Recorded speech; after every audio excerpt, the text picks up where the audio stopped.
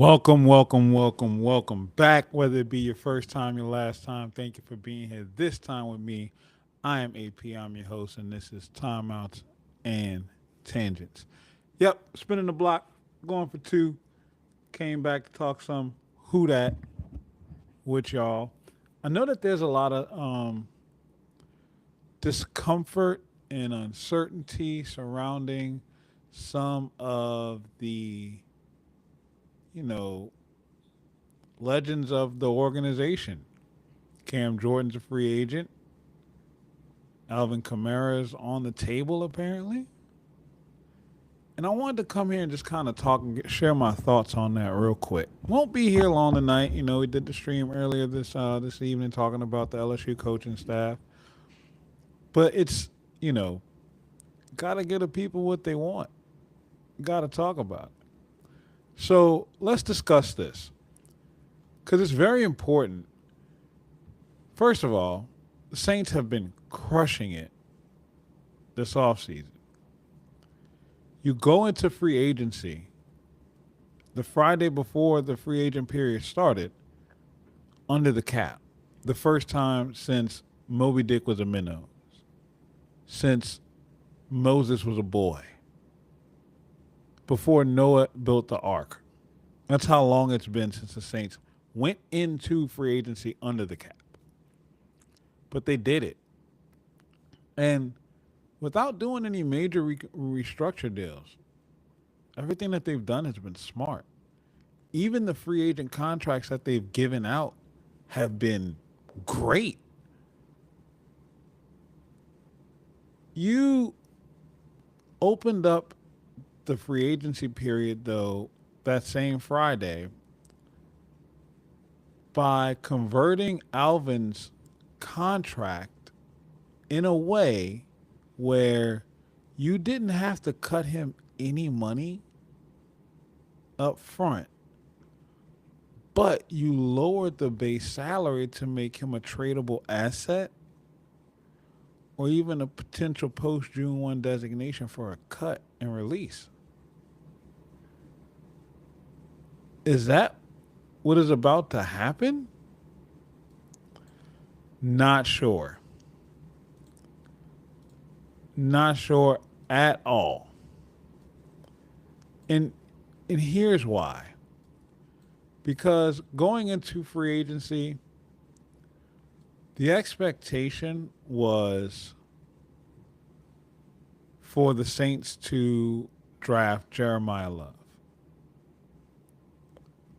And with Jeremiah Love coming to the Saints, the dream was to pair him alongside Alvin Kamara. See if a guy like Devin Neal can get his stuff together and develop for a second year and be the third running back. Then you have guys like Audric Estime and I forgot the other guy who filled in last year. See if they compete for a practice squad roster, potential call ups as the season's going along and injuries take place. We had pipe dreams of signing Travis Achan. And the Saints went out there, and on the first day that free agency was open, what do? They signed John Ridgeway. They retained the defensive tackle. And we were like, well, what the hell are y'all doing? Like, do something. Well, they did. They followed that up by signing Travis Achan. And it's like, oh shit. The Saints pulled out a big one. Don't tell me. Don't slip up and let them go and get David Edwards too. And what do you know? Not too long after the Travis Achan announcement, David Edwards pops on. And then they double back. They spun the block again, and they signed a punter in Ryan Wright. And then before the day was over with, they trade a punter who was one of the worst in the league and get a pick out of it.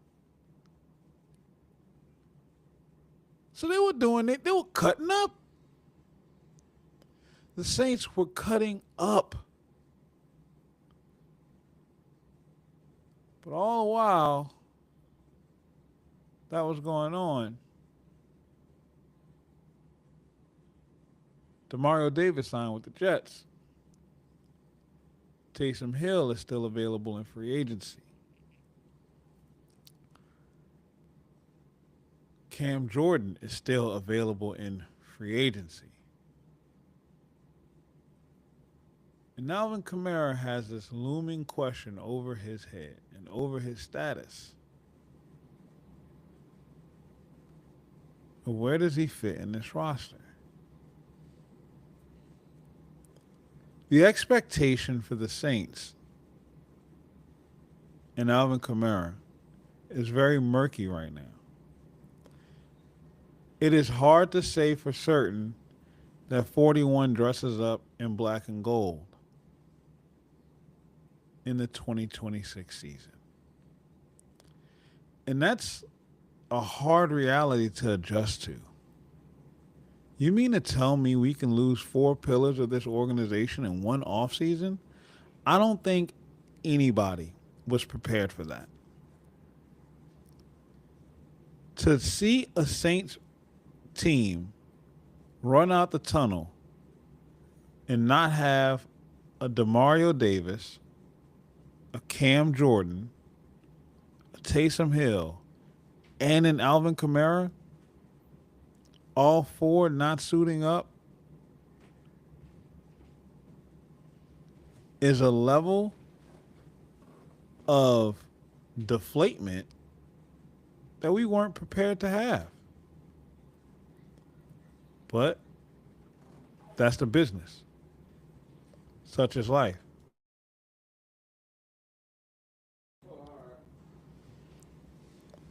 That's a level of deflatement. That's the business. It's just the way it goes.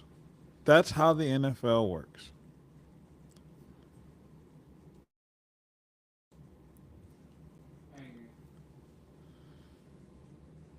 But me personally, when I'm sitting here and I'm thinking about how this offseason went, the running backs that you currently have on the roster, which I'm going to pull that up while I'm talking to y'all, and how the draft may fall, I think Alvin's going to be back for at least one more run. Because you are not going to tell me that the New Orleans Saints are going to run out onto the Superdome field and have a running back room that's consisting of Travis Etienne, Kendre Miller, Devin Neal, and Audric Estime. That's not happening.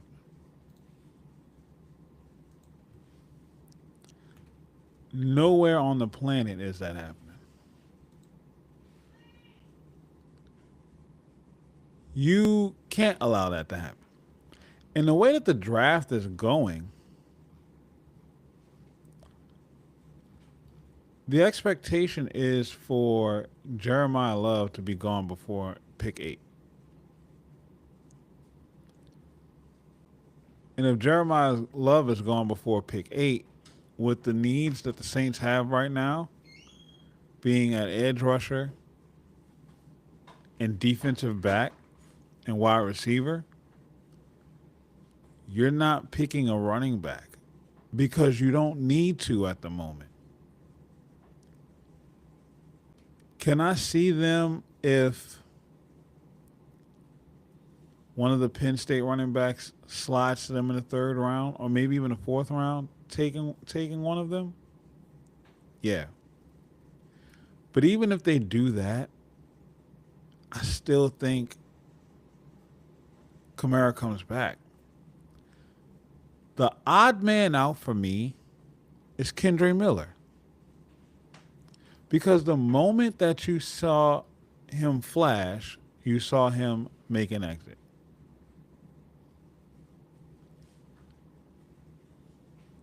These are the running backs that you have on your roster right now: Alvin, Travis Achan, Ty Chandler, because you added him to Kendre Miller, Audric Estime, Evan Hall, and Devin Neal. Good night, baby. Ty Chandler isn't really a running back in that sense. He can come in spades. He's more of a specialist. He's going to be on the team to try to fill that void for a returner. He's going to be the guy that you play in that Rashid Shaheed role. Not saying you're going to line him up as a wide receiver. He's going to be a burner, but he's going to be a kick returner. He's going to be competing to be a kick returner, your punt returner, and he's going to have some special design plays here and there. But I'm not counting him as a true running back depth piece. What up, Paul? Appreciate you being here tonight, my brother. So I'm not counting him as that. I'm looking at Alvin Kamara, Travis Achan, Kendre Miller, Devin Neal. Those are the first four. And out of those four, I highly expect Kendre Miller to be the one that will get the axe, if anything. So if I look more at how the draft is going to go, Caleb Downs, David Bailey, Jeremiah Love, Jordan Tyson, Mansour Delane. Well, 9 times out of 10, 3 out of those 4 are going to be available for you at pick 8. If by some reason Jeremiah Love slips past the Titans and the Cardinals, you probably do take him. And if you take him, then I can see Alvin going. But I don't expect him getting past the Titans and the Cardinals. So if I'm choosing between that group of draft picks, wide receiver, DB, edge rusher, my second round pick is going to be one of the position groups I didn't draft at the first pick. None of those were a running back. So let's say, for giggles, we go Caleb Downs or Mansour Delane. Then my second round pick at 42, I'm taking Chris Bell, wide receiver out of Louisville. So now my offense is Tyler Shuck, Alvin Kamara, Travis Achan Jr., Chris Bell, Devon Lee, Chris Olave.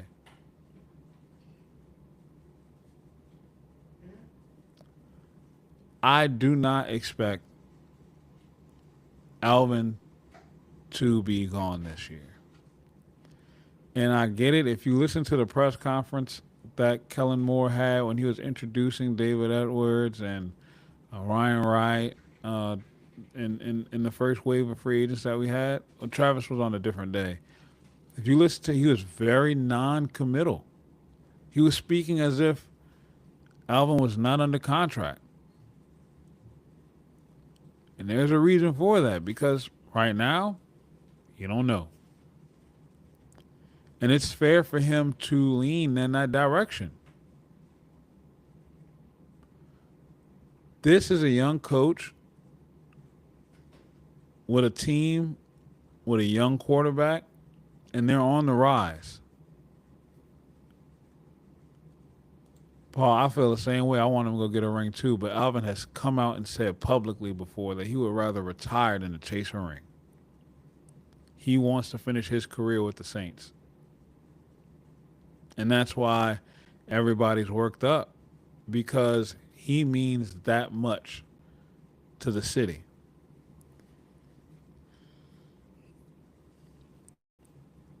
So Kellen Moore has every right to be non-committal. The team is hot right now. The organization is hot. The deals that you signed these guys to, when you break them down, are not true 4-year deals. For instance, if you look at Travis Achan Jr.'s deal, 4-year, $52 million deal with $24 million guaranteed. It's $24 million guaranteed. He signed a $12 million signing bonus, so that's $12 million of the guarantee, so you only owe him another $12. His base salary this year is the league minimum, which is just over $1 million.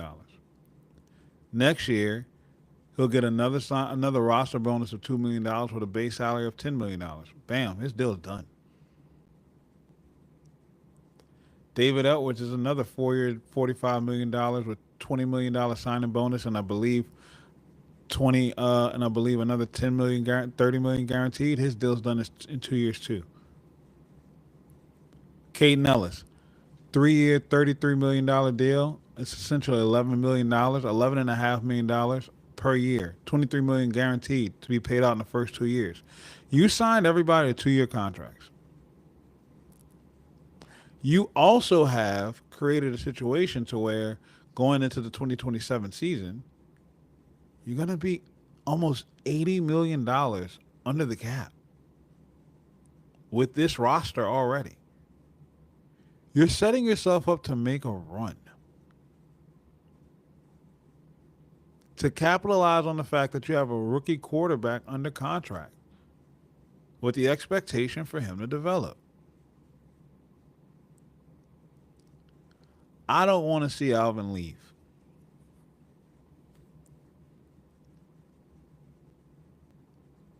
And I hate the fact that I'm about to say this. But right now, with everything that Mickey's done, you got to trust it. He's hit the bullseye on everything since the calendar turned over to November. I don't know what he's done, where the rabbit foot with voodoo, what exorcism he's gotten done on him, but he's been hot. Contracts, the right players to let go, to move on from, the trades he's made. He's been hot. Even the draft last year won them an award this year. He's been hot. So if a situation comes up and Alvin's not on the team anymore, it's because they got somebody to fill the shoes. Paul, I'm disappointed in myself, but I got to give credit where credit is due. He's been on a roll. He's been on a roll. The only 2 players I could potentially see the Saints drafting that would take Alvin Kamara off this roster would be Jeremiah Love and a guy like Mike Washington from Arkansas. Mike Washington is a 6'1", 223-pound running back that ran a 4.3 40 in the combine. Only thing about Mike Washington is I don't see that 4.3 40 speed on film.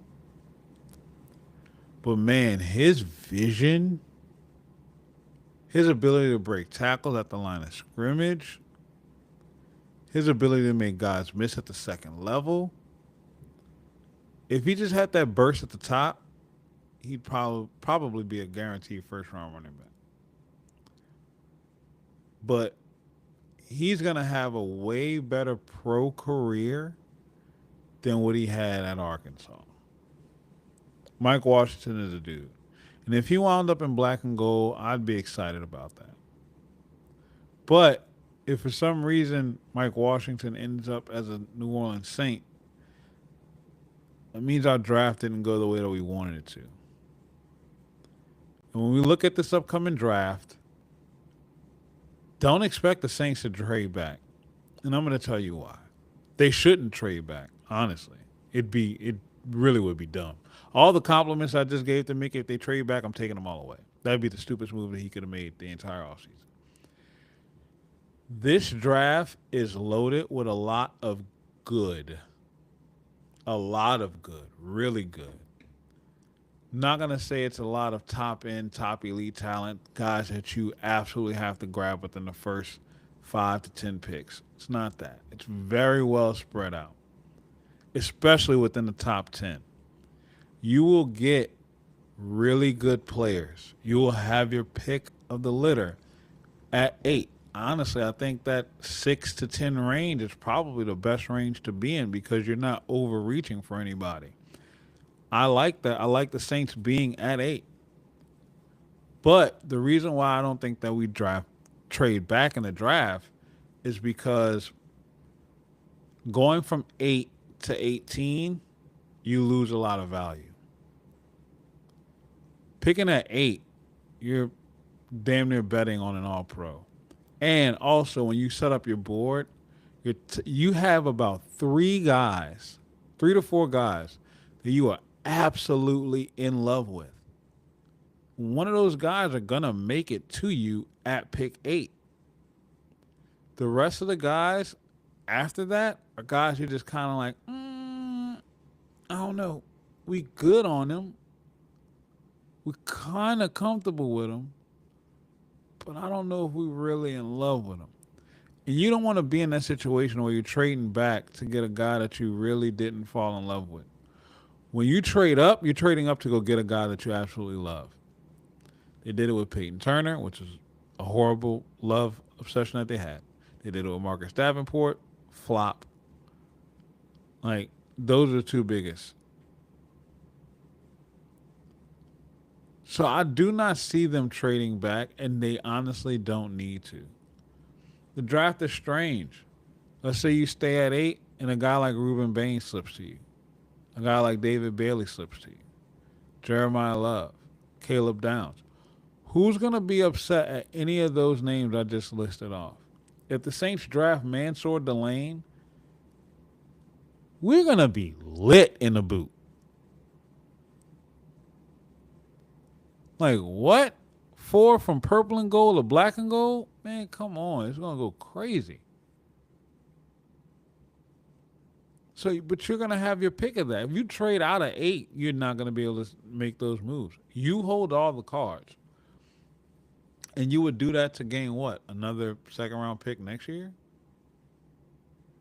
You don't want that next year. You want that now. You want that potential all pro player right now.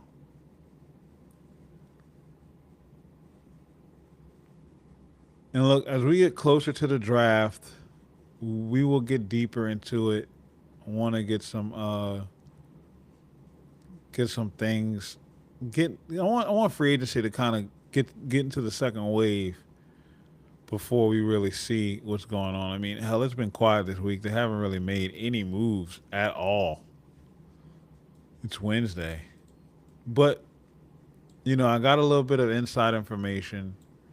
Most of the deals that you hear about on the day that they're announced, like on that Monday in the tampering period or the professional recruiting period is what I call it. NFL likes to call it the legal negotiating period. Most of those deals are already agreed to during the combine.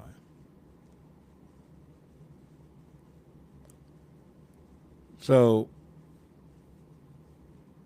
it takes time for these things to fall in. So now that all that stuff is out the way, I'm not shocked with how slow things are going right now. I'm not shocked that Cam Jordan is still on the market because he's legitimately taking his time and he's sorting through deals and he's meeting with teams and he and his wife got to make decisions. So it's going to take. I wouldn't be surprised if we hear something from Cam within the next 3 to 5 days,